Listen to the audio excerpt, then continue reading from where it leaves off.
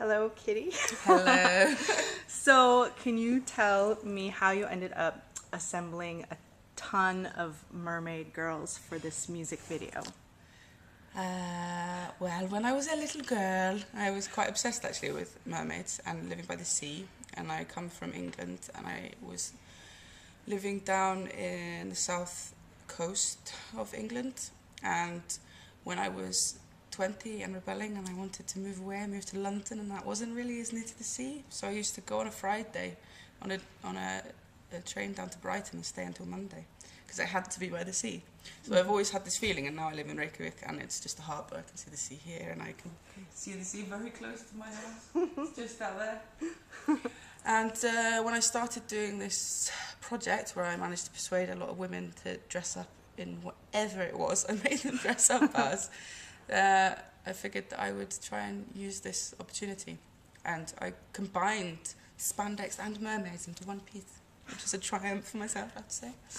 And I wanted it to be resembling Busby Berkeley's films. Mm-hmm. And I felt that even though the spandex thing is quite, obviously it's a very new fabric and it's a very modern look, the mermaid look was really classic and went with the style of the Busby Berkeley stuff.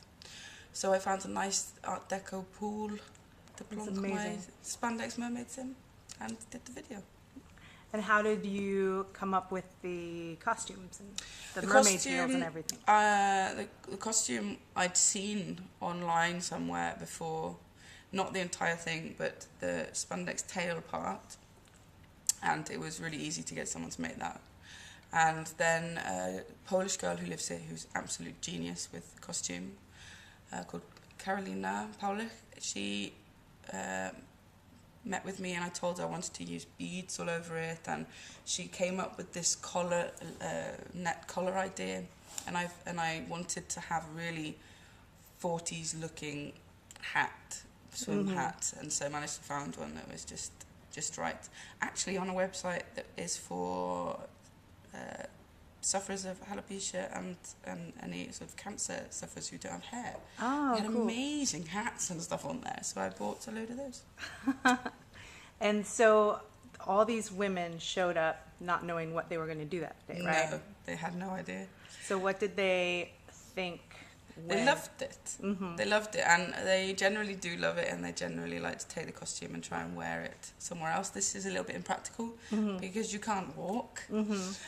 And being a mermaid out of water is not such a fun experience. And we had to go up and down 2 flights of stairs throughout the filming constantly, which involved us all hopping or sliding on our bums up and down stairs. It was a very undignified way of being a mermaid. But once you're in the water, it was a lot different. Mm-hmm. It was very, very fun. Do you think that anyone felt transformed into a more mermaidly type?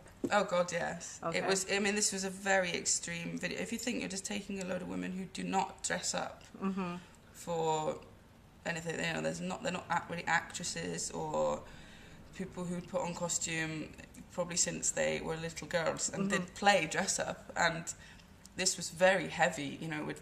There was nothing of themselves left except the silhouette of their body shape, and everyone had a really, really good time. And I was blessed because it was in October in Iceland, outdoors, and the days before it was snowing, and then the day we were filming it was very warm. It was brilliant. Did you also wear a costume? I did. I always do. Part of why I do this, and the day that I have to go only behind the camera, I will be very upset. I always have assistant directors or lead directors, and I'm the assistant, and producers. And my main thing is having a director of photography who can I talk with a lot before I film to get all of the things in my head into theirs, if possible, so that then I can be part of the dress up. Because that's part of why I like doing it. And how did you feel once you dressed as a mermaid? I loved it. It's great. And some of the girls have worn the costumes since, believe it or not.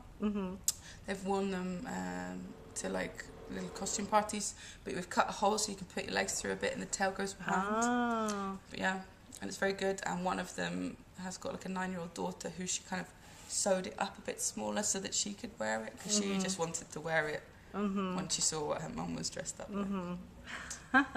What do you think is the appeal of mermaid? They're sexy somehow. I don't know how the hell a woman with half a fish body is sexy, but they are.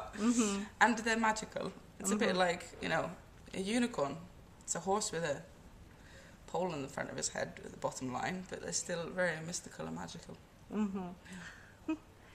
All right. Oh, and how did you manage to get all that glitter on everyone's faces? That's a very key The question. makeup artists were actually very good. They simply blew it on our faces. Oh.